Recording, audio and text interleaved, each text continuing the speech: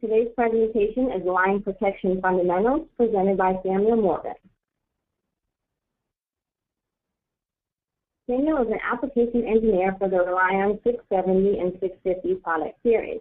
He is located in Raleigh, North Carolina, and has been part of the North American Substation Automation Products team since June of 2015. Prior to this, he worked at ABB Brazil at the Substation Automation Systems Group as a lead engineer and as protection and control engineer for 4 years. Prior to joining ABB, Samuel worked as a commissioning protection engineer for POTT. And now we'll bring the presentation over to Samuel. Thank you, Carrie, and welcome everyone. Today's topic is line protection, and it's going to be divided in 2 parts. The plan for today is going to be part 1, line distance protection fundamentals. And this will cover the measurement methods and characteristics, the apparent impedance of fault loops and difference in fault phase and ground measurements, how works the phase selection, the step distance coordination, and the pilot schemes. On the second part, I'm going to talk about the line difference protection fundamentals and the characteristics, the communication channel options, and the applications.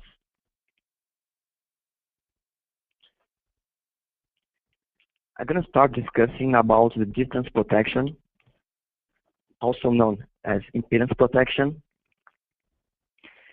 And fundamentally, it uses both voltage and current to measure the impedance on the line and check if it's within the zone reach or it's outside of the zone reach. As you can see on the picture above, the VR is the voltage connection to the relay, and the ZR is the impedance to the reach point. The settings for the reach point is based on positive and zero sequence for a transmission line. And also is used to measure the phase and ground fault loops.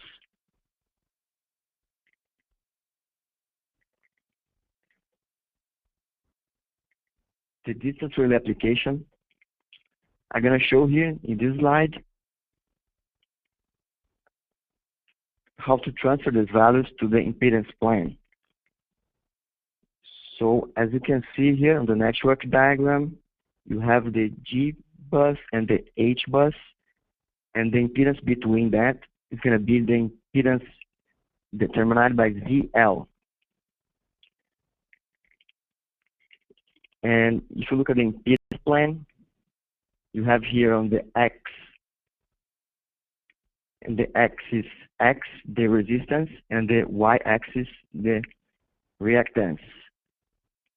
And in this impedance plane, you have the ZR, that's the impedance reach of the zone, that is the diameter of the circle, and it covers the reach of the line that you want to protect. So if you have a fault under this value inside of the circle, is an operation zone, and if you have outside, it's going to be a restraint zone, so it's not going to operate.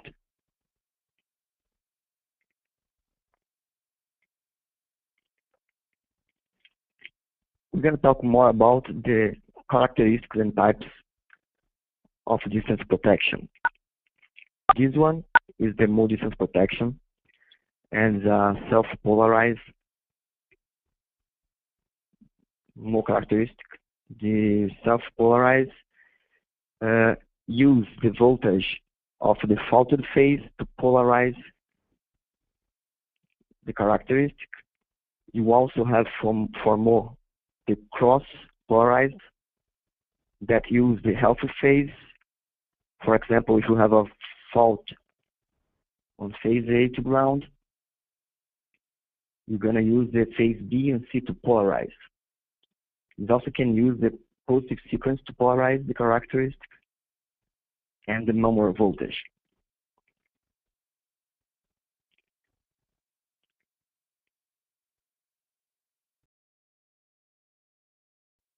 The other type of characteristic is the quadrilateral. And this quadrilateral characteristic operates similar to the mode, but it has different settable values. You can set the reactance and the resistance. And with that, you can get a better resist coverage to the reach of the line that you are trying to protect. As you can see here, you also have the directional unit, and above this line, this dashed line, you have a forward fault, and behind that a reverse fault.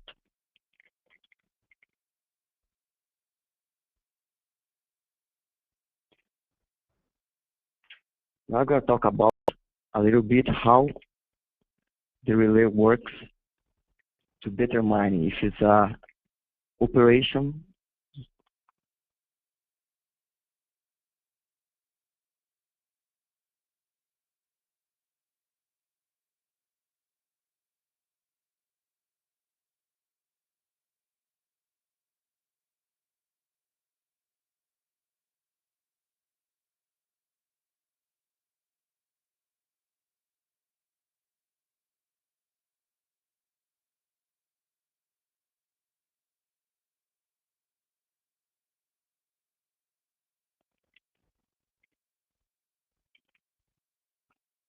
I'm going to show here the calculation, and for that, I'm going to use a generic single phase self-polarized mode characteristic without zero sequence compensation. The I is going to be the fault current, the VF is the fault voltage at relay, the Z is the fault impedance, and the ZC is the impedance reach of the fault. The polarizing phasor, as you can see on the bottom right, is the S2, is determined by the VF, and is defined by I times Z. I'm going to show here,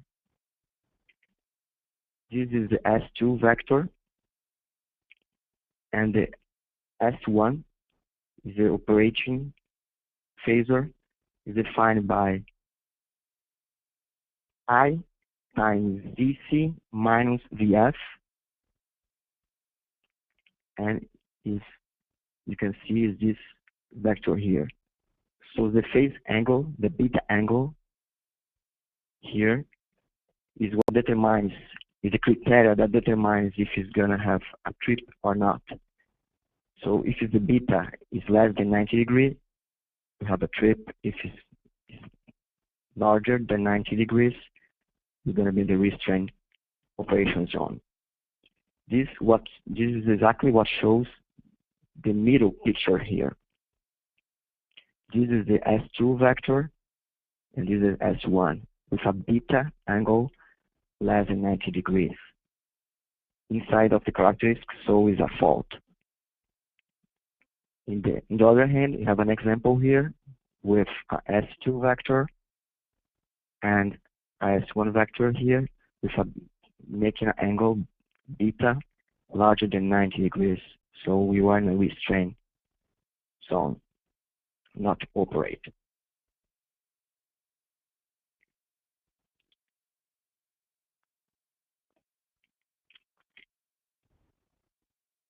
On this slide, I'm going to start talking about the apparent impedance of the fault loops.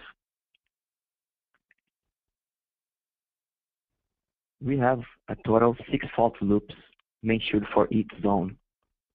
The fault loops are AG, BG, and CG to phase to ground faults, and AB BC and CA to phase-to-phase faults. And the 6 fault loops is used to determine the fault types. So using that, you can determine if it's a phase-to-ground fault, a phase-to-phase fault, or a 2-phase to ground fault, and also a 3-phase.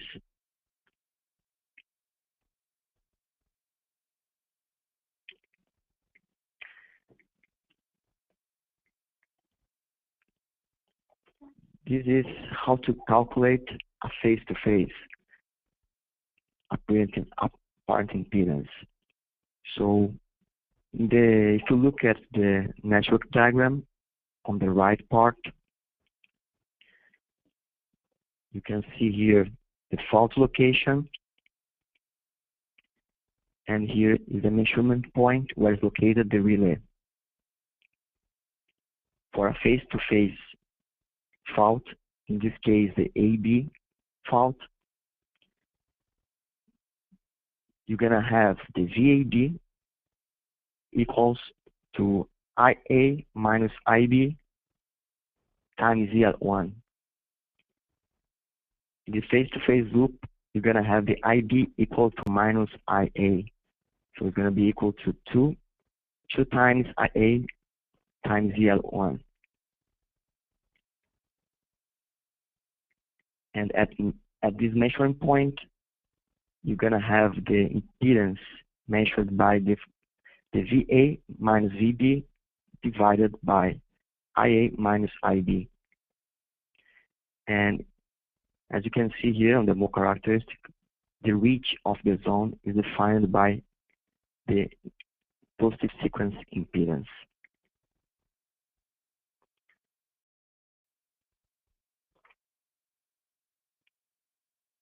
For the phase to ground, the way to calculate the apparent impedance changed a little bit, but we're going to have here on the right network diagram the same fault location, the measurement point where is located the relay. So we can see here on this loop, this phase to ground loop, A to ground, you're going to have the IA running through the whole loop. And to calculate this apparent impedance, we're gonna make a consideration here.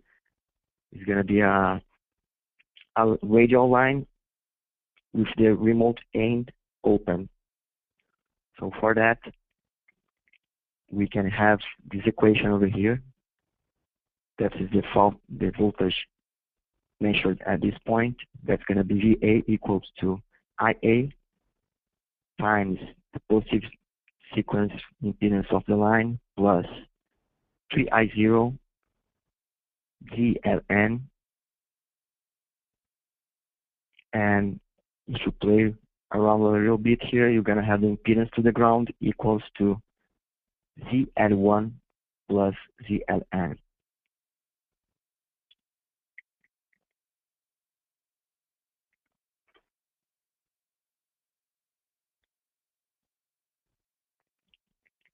Here is a demonstration, a calculus demonstration to get into this equation that shows the ground impedance.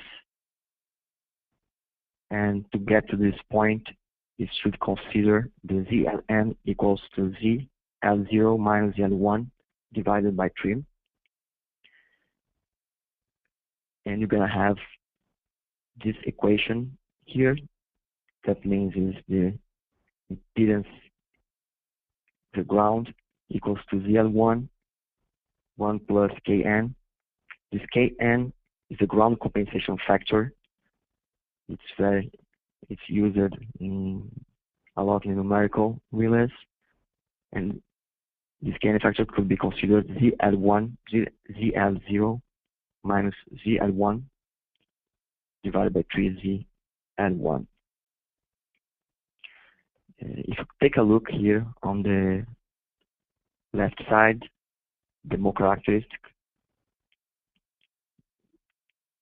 the impedance is a little bit, you have MTA, the maximum torque angle of the impedance lower, a little bit a less value, a lower value than the phase-to-phase, because we are considering now the impedance of the ground. So it's and you're gonna see this more a little bit expanded also with the different impedance.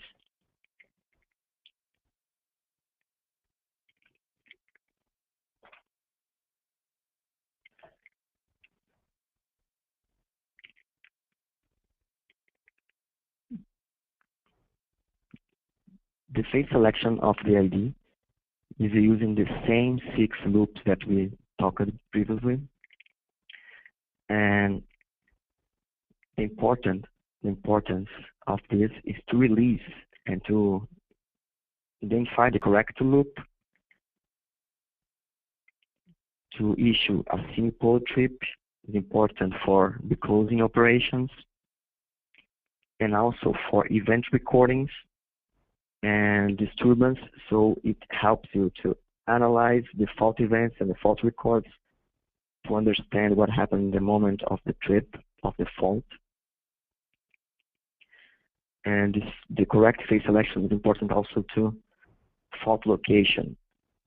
So this can assist the maintenance and operation team to precisely determine which kind of fault, which kind of type of fault, if it's a phase ground or two-phase involved, and also where on the line, the length of the line that,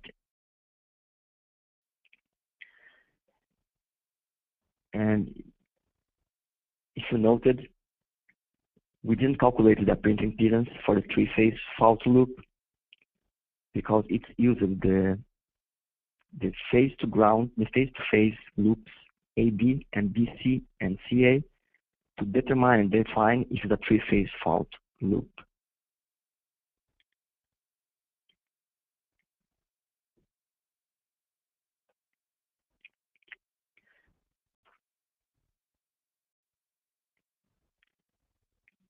This step is protection. This is the coordination of the zones that can be configurable on the ID. So usually for zone 1,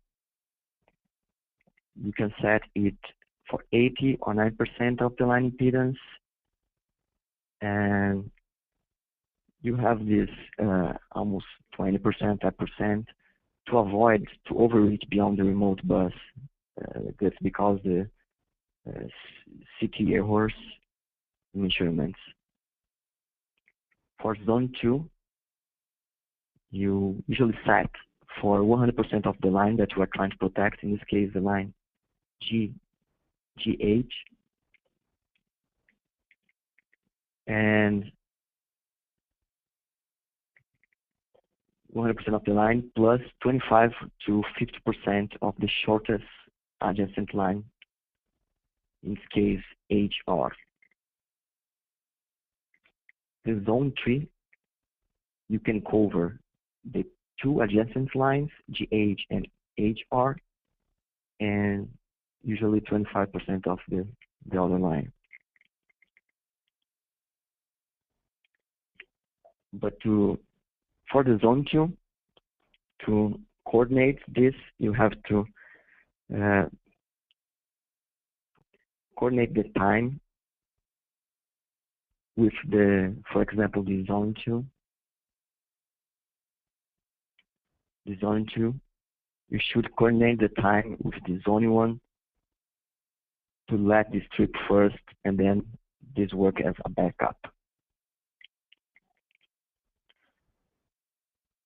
And the zone 3, you also need to coordinate the time to this zone 2 work trips first, and this zone 1 of this trip first, sorry, and the zone 2 of this trip first, and this zone 3.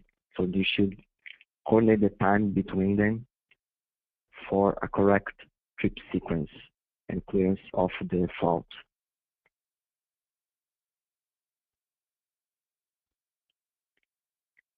You also can set the zone tree as a reverse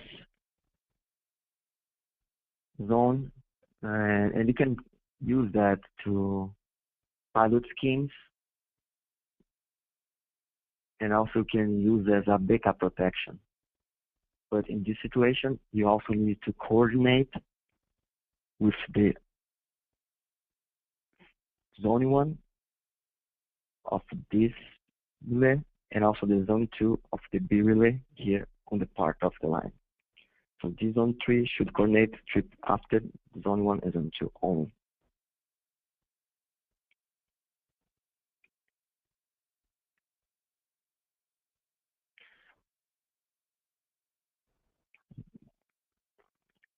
I'm gonna talk about now about the communication schemes. And the main purpose of the communication schemes is to have a high-speed tripping for all the terminals for an internal fault. So in this example that you can see here in the picture, if you have a fault on this point,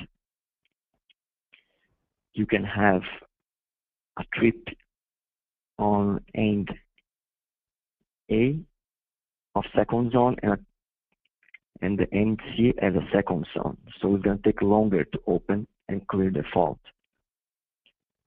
To speed up this, use communication channels to communicate between the 3 terminals and have a reliable high-speed trip to clear the fault.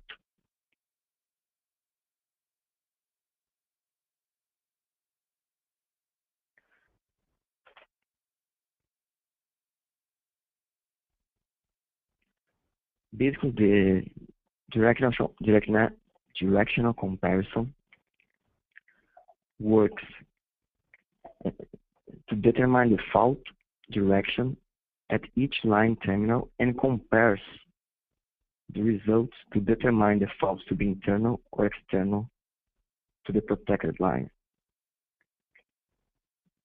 This first picture here is an example of an internal fault of the line. So both sides see a forward element pick it up and communicating to the other side. In case of external fault, is the second drawing here. You can see external fault over here. The forward element on the end A, you're going to pick it up, but on the other hand, the end B is going to look at reverse. So you're not going to trip, and this is how the scheme is secured.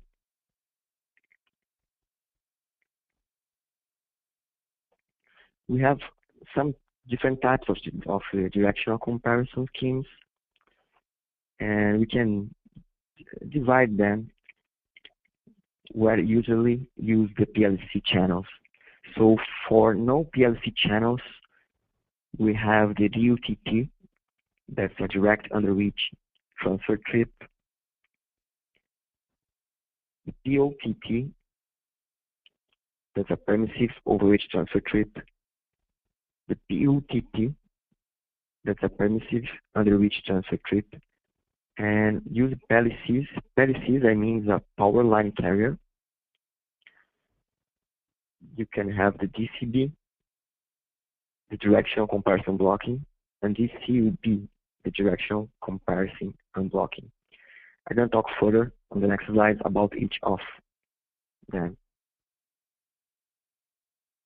I'm going to start talk about the DUTT. DUTT is the direct-underreaching trip. Is like the name says, that direct transfer trip.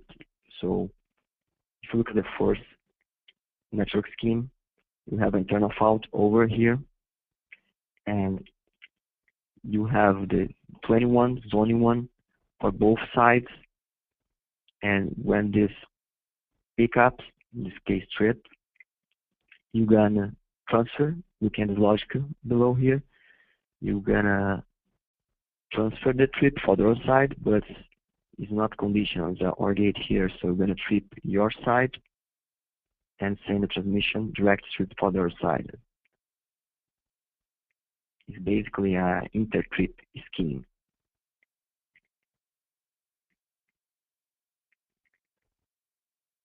The advantage is a fast method for clearing end-zone faults.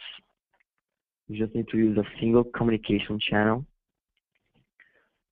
And the disadvantage, you cannot protect the full line if you want terminals open or has leaking feed, because you do not cover 100% of the line with 21 zone 1. Requires a ground distance relay for accurate reach on ground faults. And if you have a spurious communication channel noise, it may cause undesired trip. The next one is the PUTT, the Permissive-underreaching transfer trip. Is the same diagram with the same fault position, internal fault. And in this case, you're going to have a 21 zone 1 working as a permissive transmitting signal. If you look over here on the logic side, you transmit the zone 1 to the other side and receive it.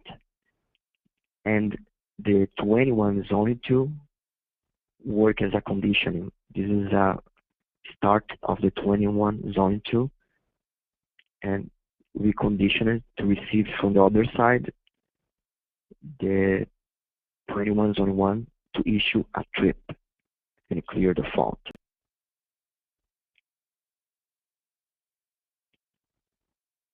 The advantage is that this scheme is more secure than the DUTT, requiring a 21 zone 2 to operate for permission to trip.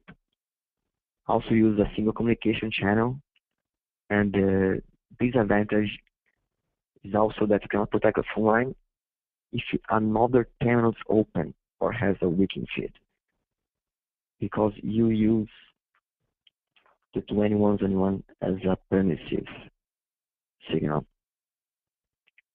and requires a ground distance relay to have a more accurate reach for ground faults.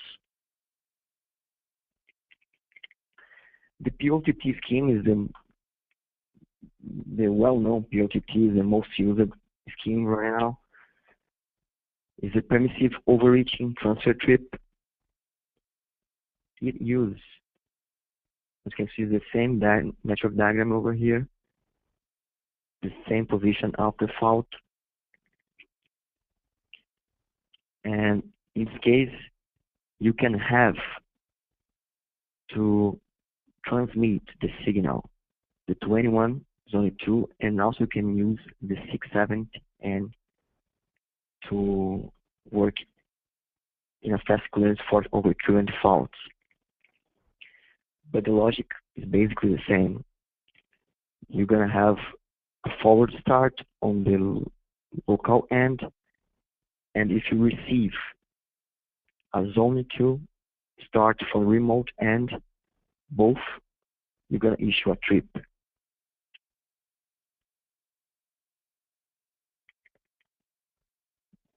The advantage of this scheme is more dependable than PUTT because it sees the whole line. You can work in an open terminal and we can feed logic. And for forward and reverse ground directional overcurrent, it can be applied for a greater sensitivity to high resistance ground faults. The disadvantage is that this system requires a duplex communication channel, and in case that you have a loss of channel, it will not trip.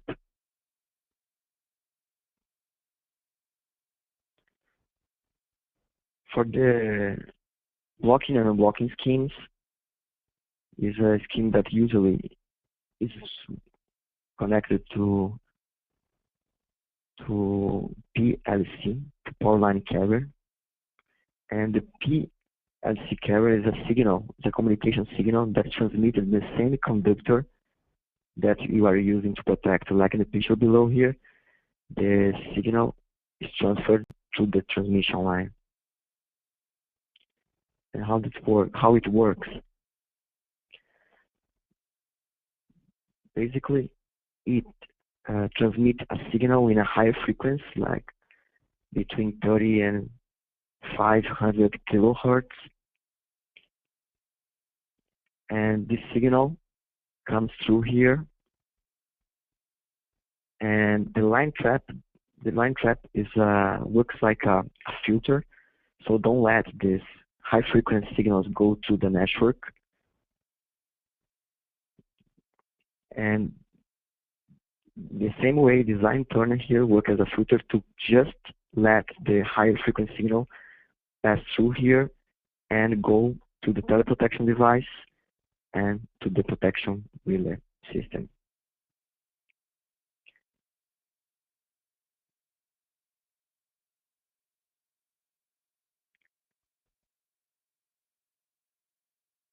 The DCUB, Directional Comparison Unblocking, we have here the same diagram with internal fault and external fault. We're going to talk about the internal fault. The unblock scheme is a transmission of unblocking send 21 zone 2 or 6 segment. Any also can be used. So if you look here on the logic diagram, if you have the start on the local end and you receive unblocking for the remote end, you're going to issue a trip. The difference in this scheme is that you have a guard signal transmitted in a different channel of the communication system. And this block signal is always going to be 1 here. So in case that you have a loss of channel, it's going to be 0. And for this certain period, when you have a 0 here, you're going to have 1 here. This X is a set time that you can set for the security for the loss of guard. So after this time, you're going to have 1 run through here, 1 here.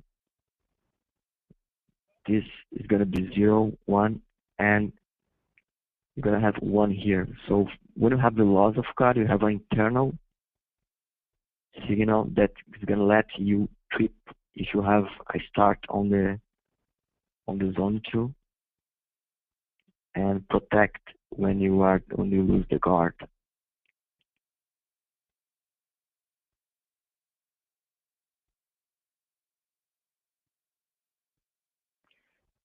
The DCUB advantage is that very secure. It requires a unblock signal to trip, and it has a logic to handle the loss of channel. Open terminal and looking feed can be applied for this scheme. Forward and reverse ground direction over current relays may be applied for a greater sensitivity to high resistance ground faults. And the disadvantage is that it requires a duplex communication channel to separate the trip and the guard frequency for each direction. The DCB is a directional comparison blocking.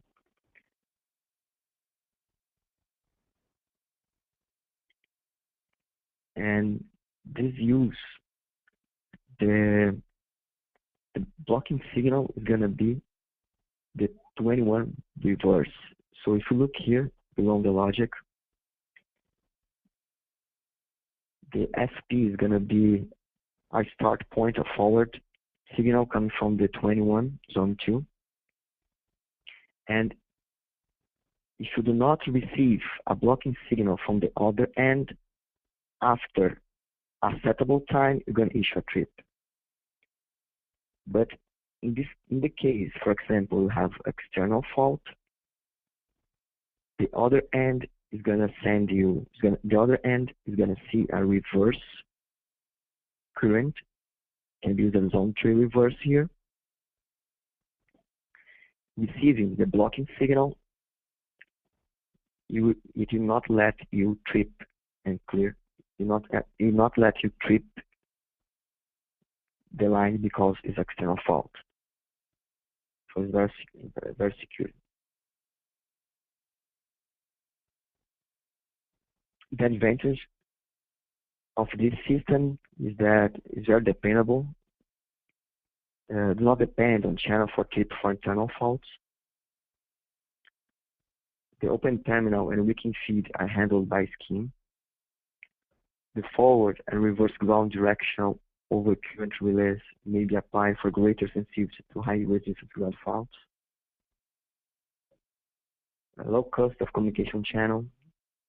The disadvantage is not so secure because it tends to overtrip for slow channel or loss of channel. Channel is normally off, so periodic checking is required by maintenance and operations team. We're going to enter now in the part 2 of the webinar. In this part, we're going to discuss more about the differential protection.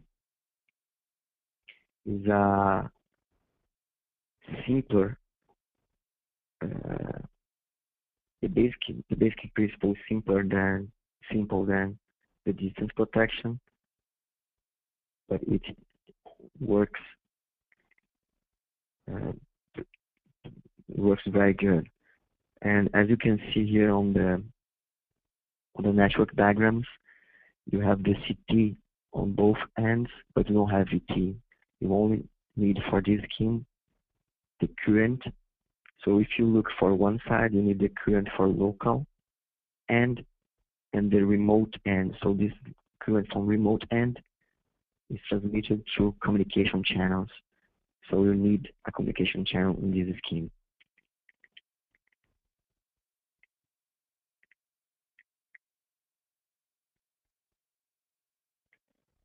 By definition, is a current-only scheme, so it's not dependent on the VTs. So you don't need to worry about fuse failures, CCVT transients, and also power swings on the network system. For ground fault, it's very sensitive, and it works in segregated phase. So each phase, A, B, and C, works independently. And this behavior is ideal for evolving faults, cross-country faults, and also to determine a single pole trip and issue that. The advantage is dependent on communication channel. So if it's not working, if you lose your communication channel, differential protection is not gonna work. And it doesn't have a backup of the adjacent lines like the distance protection. You don't have a reverse, or you cannot overreach another line in the backup protection. Use only the differential scheme.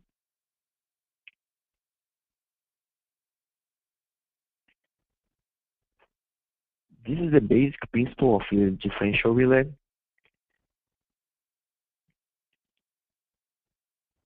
It basically compares the current from the both sides. Is a classical current principle. So if you have the current going through the object, this protects the object, in this case the line.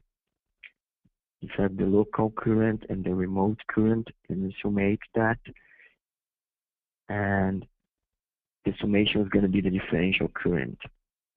So in the case of a normal operation or external fault on the line, sine waves here.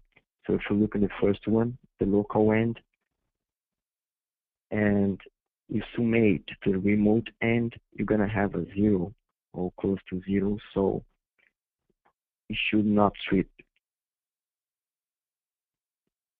But now, if you have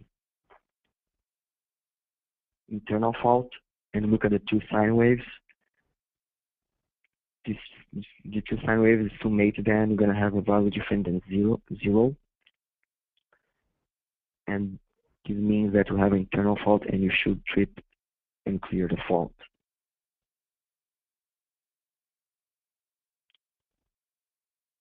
This is how the differential characteristic looks like. And you can see on the axis X here is the restraint current, the bias current, and the y-axis you have the differential current.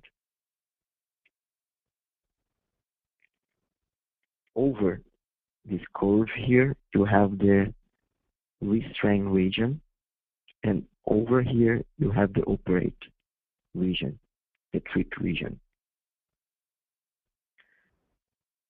The first part of this curve, we don't have a slope, and usually it's called ID mean.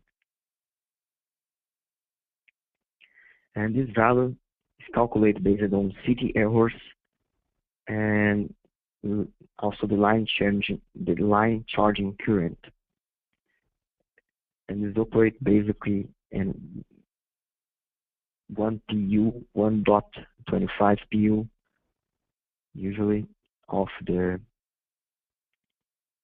restraint current of the system.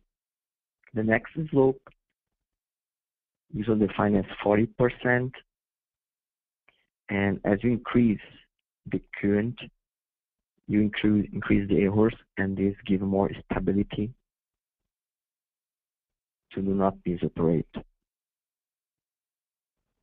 On the third zone, the green zone, usually you have a 80% of slope, and this higher slope because after almost to 275 here, in this case scenario, you're gonna have one of the CTs could be saturated, and this is why you have a higher slope to give more stability also, and do not misoperate.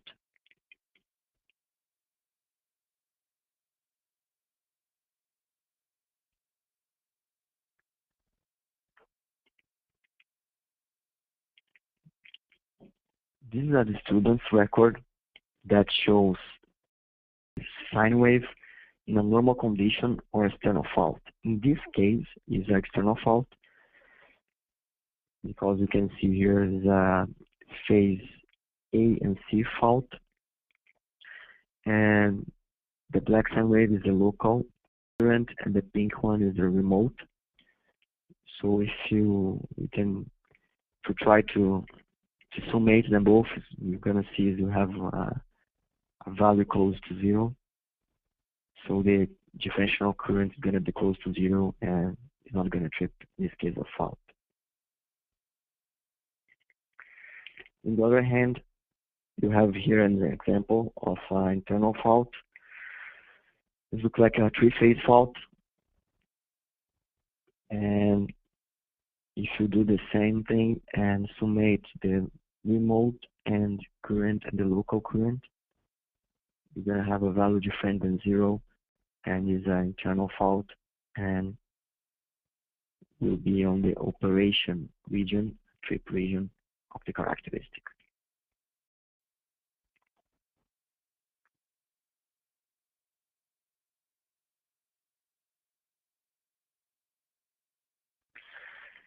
For the communication is very important for the differential scheme, and you have some options to do that.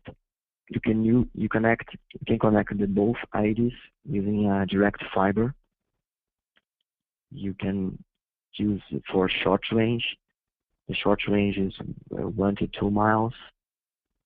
Medium range, you can have a 2 to 50 miles. And the longer range, you can go from 50 to 68 miles.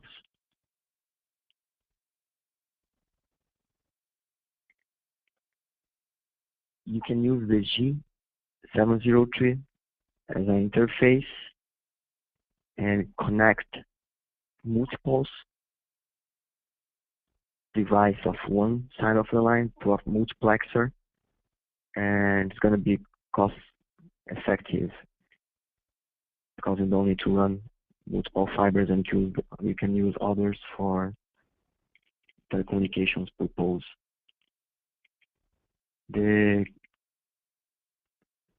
This communication uses the C379.94 standard, is a ANSI IEEE standard to transmit the data on the fiber.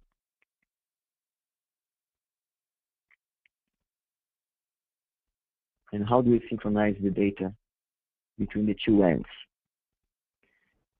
We can use the echo mode, and the echo mode basically calculates the time delay of a message going to the other side and come back. So you need for that delay symmetry in the both directions.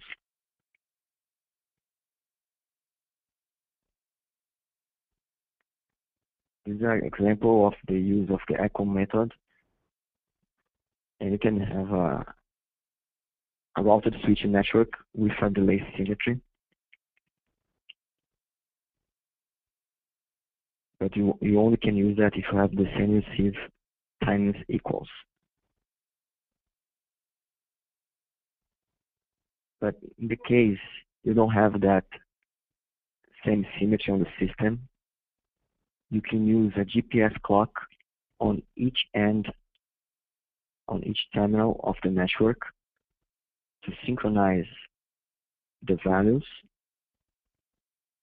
And with the synchronization, using the GPS, you can send the information from a remote end to a local end, and you can measure the right value of the other hand on the right timing to calculate correctly the differential current.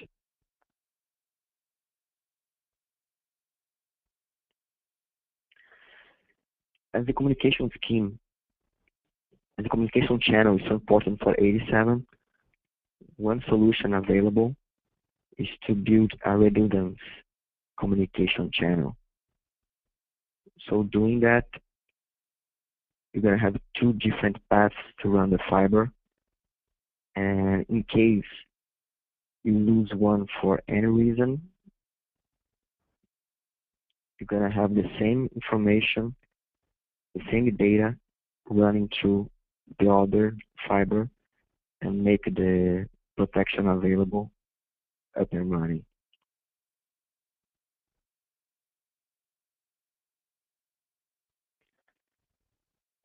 We can apply this protection in some different arrangements, and I'm going to just run through on some of them. You can have a single break, line termination, ring bus, and break and a half. For a single breaker is very straightforward. You have the line differential connect to the CT on the terminal, and you receive from the remote and the current to the communication channel, like you've been discussed before. And this is but for a ring bus, they can have a multi-breaker solution. When you have two sets of the CTs, you have some ways to connect to the relay. And the classical connection that used on the past is a wire connection on the field between the two CTs and just one wire running to the relay. This is a classical connection. But with this connection, you have some problems. If you not connect individually the current CTs, you cannot check the CTs independently. So you don't have a way to check the health of the CTs. So if you connect that individually, you can check for each set of CTs if you have an open circuit, if it is shorted, or if you have a saturation. And it's also useful for metering purpose. And it also have a problem that not really we have a problem that for the current measurement, you're going to have a summation of the current. So you're going to have a larger restraint current when you do a classical connection. And I'm going to show that on the next slide as example on the characteristic. So the red line is example that you can have here. If you have a connection, a classical connection, when you have the CTs in parallel, you're going to summate the current from the both CTs. So if you consider the restraint current at the hugest current, and we're measuring a 4 PU current, and for example, you have 2 from both CTs. If you measure that independently, you measure in separate CTs, your restraint current going down to here to 2.5. So you are working in a more stable region of the characteristic, and in this way, you're going to have a more dependable protection, more sensitive protection also.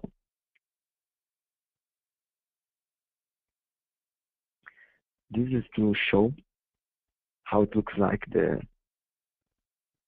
preferred connection with the CTs separate connecting to the relay.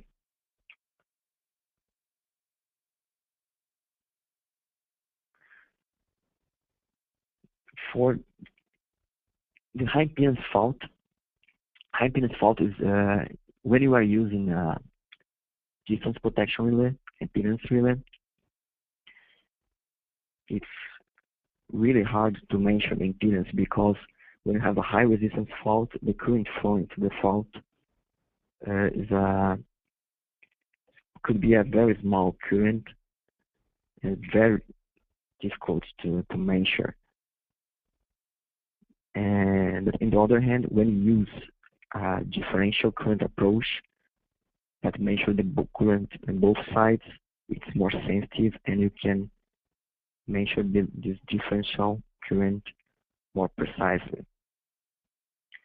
And in the differential case, you also have a negative sequence discriminator that helps to speed up the tripping time, because it can identify faster if an internal or external fault. Here on the picture, you can see the negative current flowing from the fault to the end of the lines. So in this case, and how it works, the default discriminator, the negative sequence. This is the characteristic of the default, the negative sequence fault discriminator.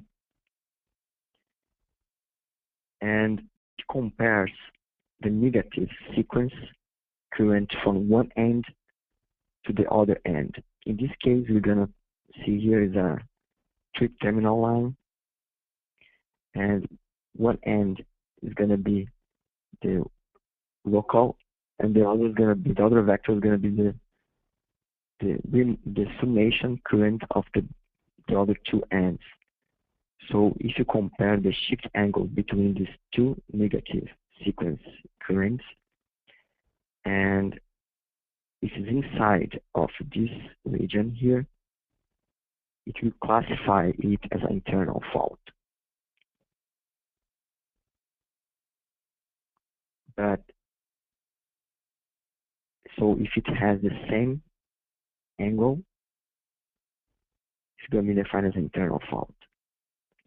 If it runs in a 180 degrees shift, so one phasor from running from different sides from the other, you're going to classify as an external fault. So using the negative sequence current, it is able to faster identify if it's internal or external fault.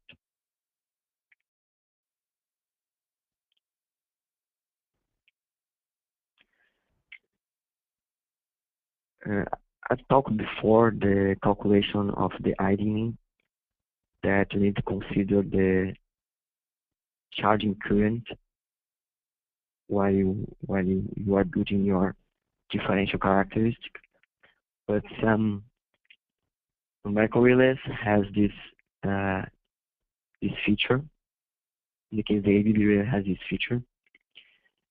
When you have a steady state operation, that means by no external or internal pickups of any kind of fault,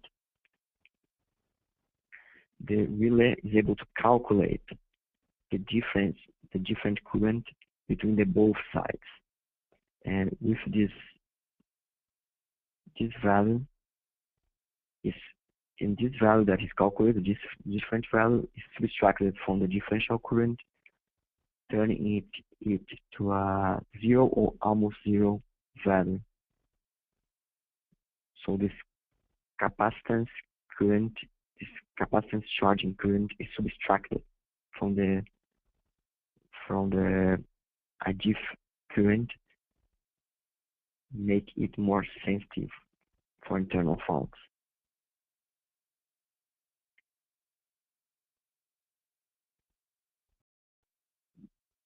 I'm not going to show in the next slides some applications for the differential protection.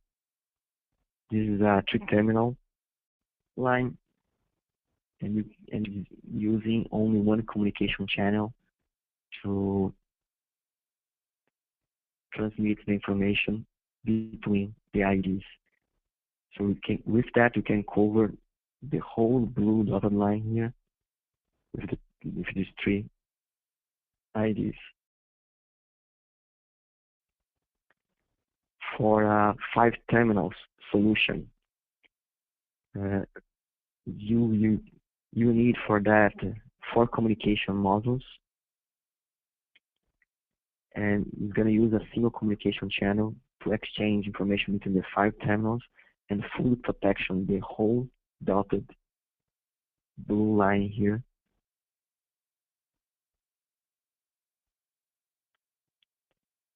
In this region, in this zone.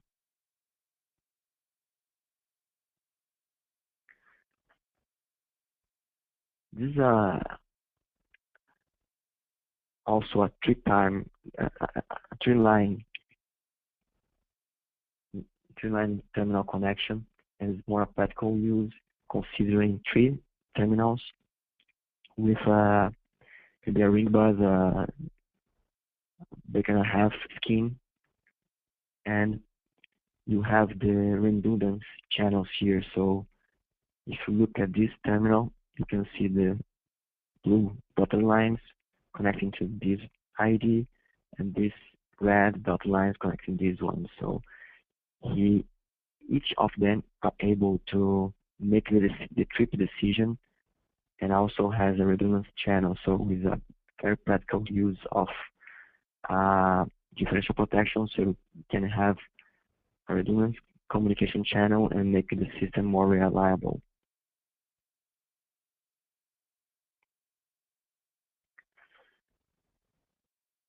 This is a master system scheme, and this showcases the connection on 5 terminal lines, where each terminal has the decision to, each terminal can decide if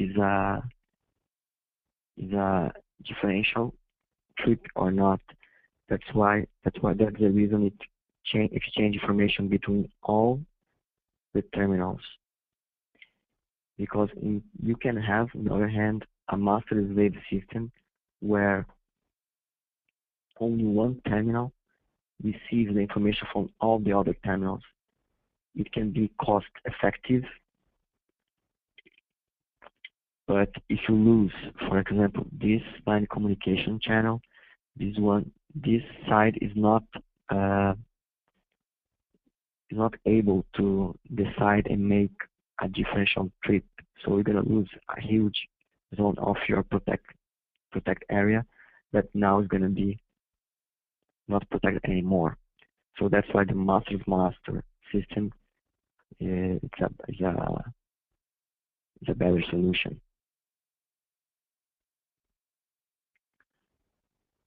This webinar is brought by the Lion, and this is the end of the webinar. Thank you everyone for attending the webinar. I hope you enjoyed. Thank you, Sam. I don't see any questions, so if anyone has any that you think of afterwards, please send me an email, and I will get them to Sam and get them answered for you. Also, check down at the handouts. I have added the certificate of attendance, so please go ahead and grab that before we close out. And again, if you don't get a chance to get it, you can email me and I will send it to you. Our next webinar is Generator Protection Fundamentals, and that will be on August 9th, so we hope that you join us for that. Again, I'll just give you a few more seconds to grab that certificate of attendance, and we appreciate your time, and thank you, Sam, for a great presentation.